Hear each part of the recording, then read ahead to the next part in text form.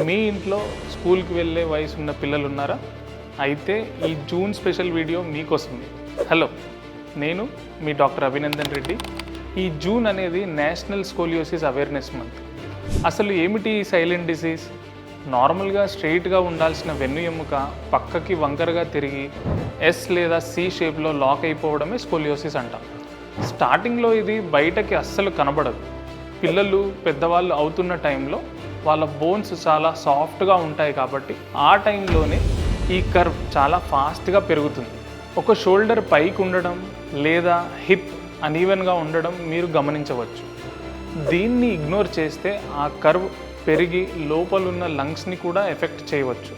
కొంచెం ప్రెషర్ పెరిగి ఊపిరి తీసుకోవడం కూడా కొంచెం ఇబ్బందిగా ఉండొచ్చు కొందరిలో. ఇంకో విషయం, పిల్లల బ్యాడ్ పోస్చర్ లేదా హెవీ బ్యాగ్స్ వల్ల ఇది అస్సలు రాదు. ఈ జూన్ మంత్లో మీ పిల్లల బ్యాగ్ని ఒకసారి తప్పకుండా చెక్ చేయండి.